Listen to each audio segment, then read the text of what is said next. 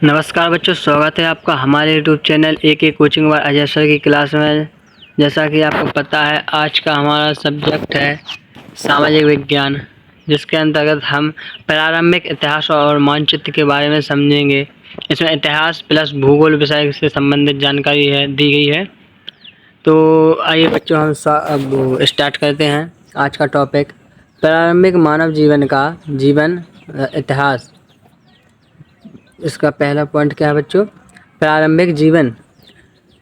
मनुष्य का मतलब मनुष्य का पहले का जीवन कैसा था, वह कैसे रहते थे, कहाँ रहते थे, क्या खाते हैं, इसके बारे में है। तो पहला पॉइंट क्या है बच्चों? पहला है मनुष्य जंगल में रहता था। मनुष्य पहले जंगलों में रहता था। वह शिकार करता था और जंगली फल खाता था। और खाने के लिए उनके पास क्या था? शिकार करना, शिकार करके उसका कच्चा मांस खाना और जंगली फल खाना। और तीसरा रहते कहाँ थे? गुफाओं में रहता था और दीवार पर चित्र बनाया करता था। यह क्या है बच्चों? प्रारंभिक जीवन। मनुष्य के मानव का प्रारंभिक जीवन पहले कहाँ रहते थे, क्या खाते थे। और आगे बढ़ते हैं बच्चों। और मनुष्य ने क्या क्या किया? औजार और आग की खोज। मतलब बच्चों, उन्होंने रहने खाने के बाद उन्होंने क्या किया? औजार और आग की खोज की। और सबसे पहले उन्होंने पत्थर के औजारों को प्रयोग करता था। आग जलाना सीखा, जिससे खाना पकाना और ठंड से बचा हुआ। पहले के मानव ने पत्थरों को आपस में टकराकर उससे आग जलाना सीखा और उनके नुकीले पत्थरों से उसका औजार बनाया, जिससे वह शिकार कर सकते थे।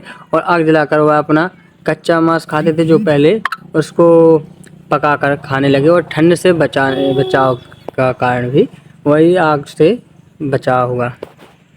और आगे चलते हैं बच्चों। कृषि और पशुपालन की शुरुआत कैसे हुई? कृषि और पशुपालन की शुरुआत, यह सब होने के बाद उन्होंने नदियों के किनारे खेती शुरू की। खेती शुरू करने के बाद उन्होंने जानवर पालना सीखा। और इन दोनों को करने के बाद उन्होंने एक स्थायी घर बनाए और बस्तियां बनाई, जिससे वह वहाँ पर रह सकें और जानवरों को देखभाल कर सकें। आगे बढ़ते हैं बच्चे। चौथा सवाल क्या है? सभ्यता की शुरुआत। मतलब सभ्यता की शुरुआत कैसे हुई? सिंधु घाटी सभ्यता जैसी प्राचीन सभ्यताएं उभरने लगी और सबसे पहले सामने आई। इन्होंने नगरों का निर्माण किया, व्यापार और लेखन की शुरुआत की। व्यापार में अगर जो एक व्यक्ति से दूसरे व्यक्ति को एक चीज़ दी, तो दूसरे व्यक्ति ने अपनी दूसरी चीज़ है, इसकी ज़रूरत की चीज़ उसने दी, उसकी ज़रूरत की चीज़ इसने दी। यह क्या है? व्यापार। और लेखन की शुरुआत भी यहीं से हुई। तो आगे देखेंगे बच्चों, दूसरा टॉपिक क्या है बच्चों हमारा? मानचित्र। मानचित्र जो भूगोल का एक विषय है। मानचित्र क्या है? मानचित्र किसी स्थान का चित्र जिसे कागज पर दर्शाया जाता है, उसे मानचित्र कहते हैं। जैसे हमारा एक भारत देश है। भारत देश को हम एक कागज पर ऐसे लिखेंगे, तो भारत देश का ऐसा एक नक्शा है, उसका नक्शा बनता है, जिसे हम मानचित्र कहते हैं। वो एक कागज पर पूरा हमारा भारत देश भी छप जाता है, जिसे मानचित्र कहते हैं। और मानचित्र के प्रकार कितने प्रकार के होते हैं? मानचित्र उसका प्रकार होते हैं भौगोलिक मानचित्र, राजनीतिक मानचित्र और थीमेटिक मानचित्र। जिसका अर्थ है, भौगोलिक मानचित्र का अर्थ है पहाड़, नदियाँ, समुद्र आदि जिसमें दर्शाया जाता है, उसे भौगोलिक मानचित्र कहते हैं। राजनीतिक मानचित्र जैसे देश, राज्य, जिले की सीमाएं आदि दर्शाई जाए, उसे राजनीतिक मानचित्र कहते हैं। थीमेटिक मानचित्र जिसमें वर्षा, वन, फसल आदि को दर्शाया जाता है, उसे थीमेटिक मानचित्र कहते हैं। मानचित्र की दिशाएं भी होती हैं। जैसे मानचित्र की 4 दिशाएं होती हैं, मुख्य 4 दिशाएं होती हैं। पहले उत्तर, जिसे नॉर्थ कहते हैं। दक्षिण साउथ, पूर्व ईस्ट, पश्चिम west. North south east west. North south east और वेस्ट, ये मानचित्र की 4 दिशाएं होती हैं। उत्तर दिशा हमेशा मानचित्र के ऊपर होती है, मतलब उत्तर नॉर्थ ऊपर होती है, यह मानचित्र के सबसे ऊपर होती है। और चौथा है मानचित्र के तत्व। मानचित्र के तत्व कितने होते हैं? 3। कौन कौन से? स्केल, दूरी का अनुपात नापने के लिए। संकेत, चित्रों द्वारा वस्तुओं को दर्शाना। और रंग, जैसे नीला, जल, हरा, वन, यह मानचित्र के तत्व होते हैं। और आगे बढ़ते हैं बच्चों।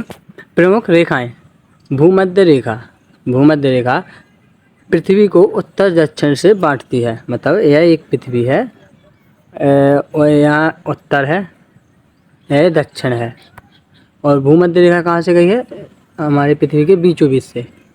यह पृथ्वी को उत्तर दक्षिण में बांटती है। यह उत्तर है, यह दक्षिण है, यह उत्तर है। इनको दो भागों में बांटती है। कौन सी रेखा? भूमध्य रेखा। भूमध्य रेखा पृथ्वी को दो भागों में बांटती है, उत्तर दक्षिण में। और आगे बढ़ते हैं बच्चों। कर्क रेखा, कर्क रेखा भारत से गुजरती है, मतलब भारत से गुजरती है। कर्क रेखा भारत के बीचों बीच से गुजरती है। और अक्षांश और देशांत रेखाएं स्थान की स्थिति बताती हैं। अक्षांश और देशांत, अक्षांश ऐसे और मतलब देशांत खड़ी लाठी, अक्षांश आड़ी लाठी होते हैं जो स्थान की स्थिति बताते हैं। और बच्चों आज हम फिर बाद में समझेंगे कौन सा महत्वपूर्ण बिंदु दोहराएंगे इसके बारे में, क्या क्या महत्वपूर्ण है। प्रारंभिक मानव शिकार करता था, खेती करना सीखा और बस्तियाँ बसाईं। और दूसरा क्या है? मानचित्र पढ़ने के लिए दिशा, स्केल, संकेत और रेखाएं जानना जरूरी है। और तीसरा इम्पोर्टेंट वो महत्वपूर्ण बिंदु क्या है? इतिहास हमें मानव जीवन का विकास दिखाता है और मानचित्र हमें स्थान की जानकारी देता है। क्या बच्चों? इतिहास हमें मानव जीवन का विकास दिखाता है और मानचित्र हमें स्थान की जानकारी देता है कि हम कहाँ हैं और वह कौन से स्थान है।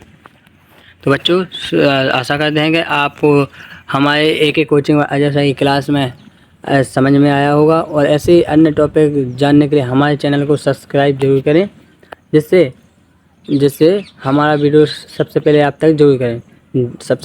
तक जरूर पहुँचे, जिससे आप आगे की क्लास भी आसानी से पढ़ सको। आशा करते हैं बच्चों आपको हमारे क्लास में बहुत मज़ा। मिलते हैं ऐसे ही अगले वीडियो में। धन्यवाद बच्चों।